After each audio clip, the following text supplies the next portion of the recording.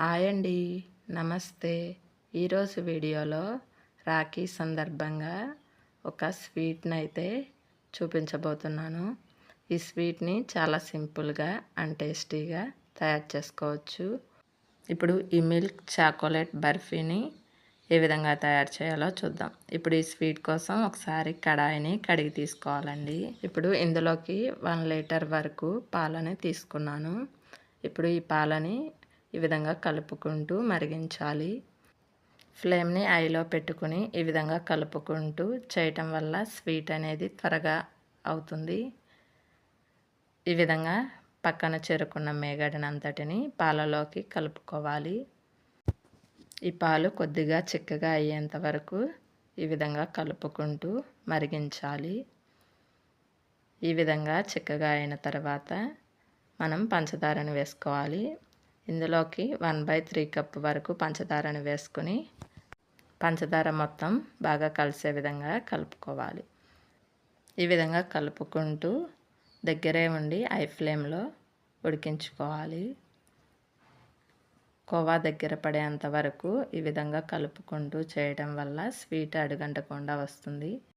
ఈ విధంగా కోవా దగ్గరికి అయిన తర్వాత మనం ఫ్లేమ్ని లోలో పెట్టుకుని ఒక బౌల్కి కానీ ప్లేటుకి కానీ నెయ్యిని రాసి పక్కన పెట్టుకోవాలి.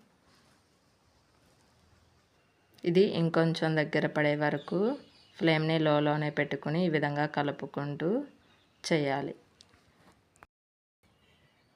ఈ విధంగా కడాయికి సపరేట్ అయింది కదండి, దగ్గరికి అయింది.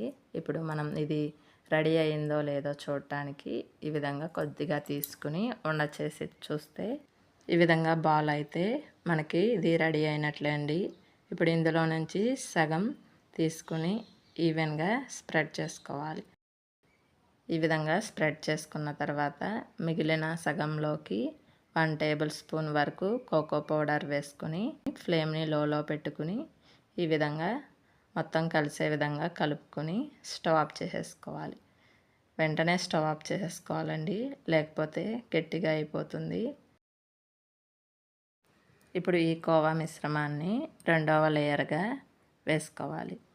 ఈ విధంగా మొత్తం వేసేసుకొని ఈవెన్గా స్ప్రెడ్ చేసుకోవాలి. ఈ విధంగా ఒక స్పూన్తో ఎక్కడ ఖాళీ లేకోకుండా మొత్తం సమానంగా స్ప్రెడ్ చేసుకోవాలి. ఈ విధంగా స్ప్రెడ్ చేసుకున్న తర్వాత ఇది పూర్తిగా చల్లారే వరకు పక్కన పెట్టుకోవాలి. ఇది పూర్తిగా చల్లారిపోయిందండి. ఇప్పుడు ఒక నైఫ్తో ఈ విధంగా చుట్టూ కూడా లూజ్ చేసుకోవాలి. ప్లేట్ మీద అయితే ఈజీగా వస్తుందండి. ఈ విధంగా బౌల్లో వేస్తే కొద్దిగా కష్టం అవుతుందండి తీసుకోవటం. ఇప్పుడు మనకి నచ్చిన షేప్లో పీసెస్గా కట్ చేసుకొని సర్వ్ చేసుకోవాలి. అంతేనండి, మిల్క్ చాకోలెట్ బర్ఫీ రెడీ అయిపోయింది.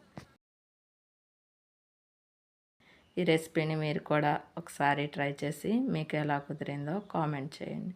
ఈ వీడియో కనుక మీకు నచ్చినట్లయితే లైక్ చేయండి, షేర్ చేయండి అండ్ సబ్స్క్రైబ్ చేసుకోండి.